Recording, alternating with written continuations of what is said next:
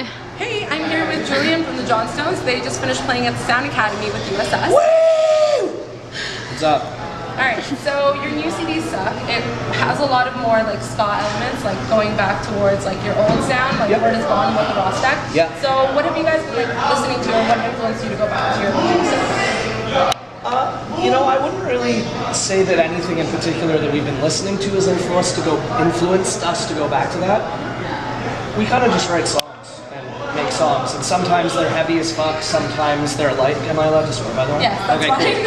Cool. Well, sometimes they're heavy, sometimes they're ska, sometimes they're really poppy. Like, we just kind of write what we write about and make stuff sound good. Yeah. You know? Okay, so people always, like bands always say that their last album was their best. Yeah. So which one would you say was your most original? Wow, that's a good one. I would say our most original was Johnstones versus Keeping Six, a split EP that is no longer in print, that is very difficult to find because it had 3 very different songs. Alright, so since adding Mike as a permanent member, Ryan's had to take more of a leadership role. So how did that affect like the stage dynamic, I guess, amongst you guys? Well, it's been both good and bad. It's obviously way better to have a singer not being blocked by a drum kit.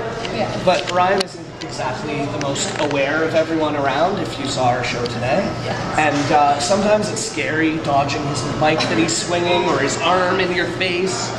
But overall, it's been like exactly what we've been wanting. It's been great. And Mike is a fucking awesome drummer. We're super happy to have him.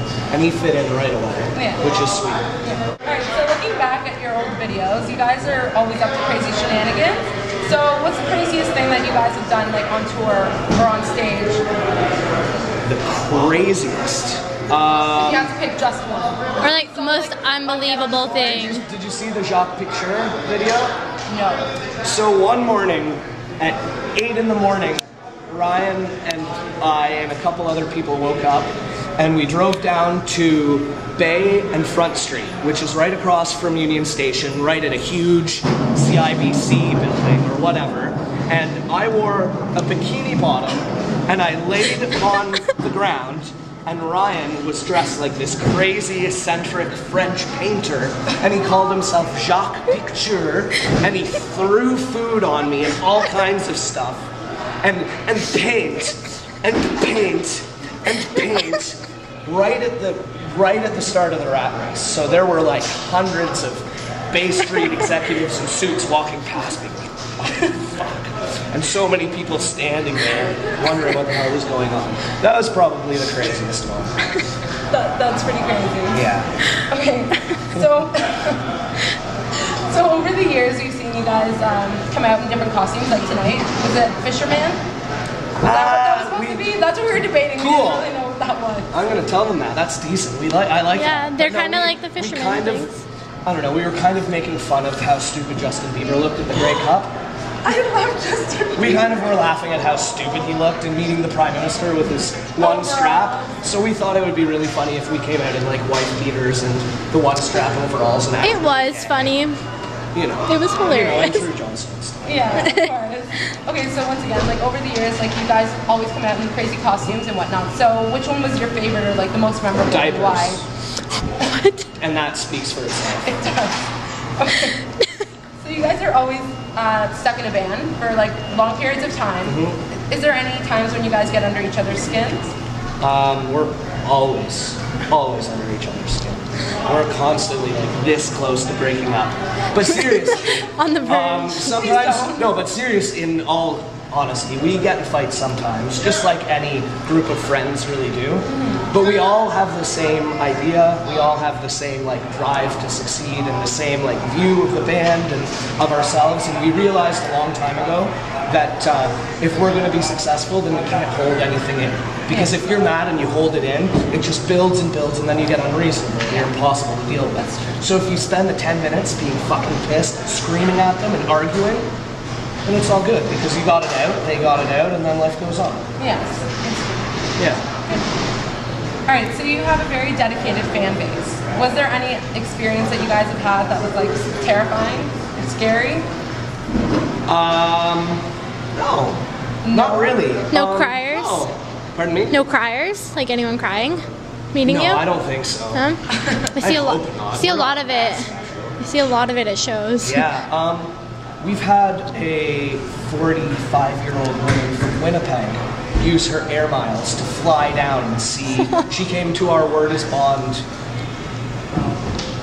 Was it Word is Bond or was it Can't Be Trusted? No, it was to our Can't Be Trusted. She flew down to see our Gibson like acoustic release, and then our CD release show the next day, and then flew back just to see us. And she had only heard of us because she had a friend named Jarek, I think. She typed in Jarek into Google and Jarek Hardy came up. And then she listened to our band. Oh wow. Which is crazy. That's insane. Yeah. That's dedication. Dedicated. dedication. Yeah. Okay. That's crazy. Okay. So you guys have a lot of energy. So how does the crowd affect your performance? Oh, fuck you. Well, of course, when there's a big, crazy, bumping crowd like tonight, we get to go extra nuts, and we do go extra nuts. But I think if you saw one of our shows that there's barely anyone there, you would be like, wow, you guys should have that much energy when there's a lot of people there. We feed off the crowd, of course, like a lot of bands do, but also when there's barely any people there, we kind of like take it upon ourselves to go extra nuts and like maybe try out something that we're not sure will work, or like just do stuff like that. Yeah. So the crowd definitely affects us, but at the same time it doesn't. Yeah. You know what I mean? That's true. I remember seeing you guys in the cathedral actually, and Yep. like they were always little crowds, and you guys were always crazy. Yeah. Oh, it's fun. Playing for 12 people is almost as fun as playing for 2,000 people. Yeah. You're not In a different way. Yes. Ryan and Russell Oliver seem to be really frustrated at each other, and like Yep. I wanted to know, was it actually as awkward and frustrating as they made it seem on TV? Because obviously they can like distort stuff. Knowing you know? Ryan, probably it was actually that awkward and uncomfortable.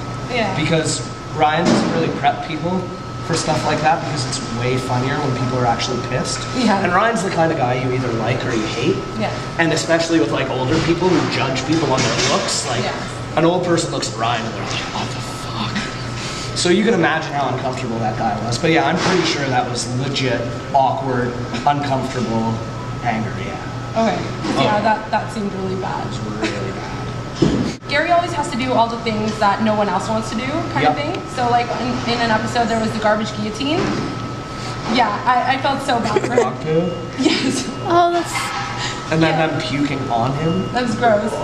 Because then he said he was told that Jarek and Max are supposed to do it as well, but obviously they didn't. Yep. That's how they tricked him into doing it. Yep. So has he ever? And like just now he was licking Jarek's foot. Yeah. And that's disgusting. Well, did you see it?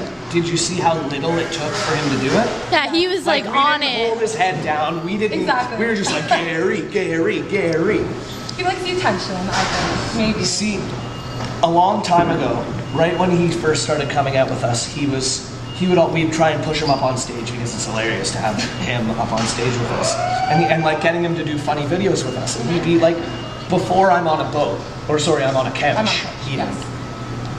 He was having a really hard time and like feeling really uncomfortable. And I just said to him, Gary, people are watching it because they think it's funny, and you are not you when you are doing this. You are performing for people. This isn't about you.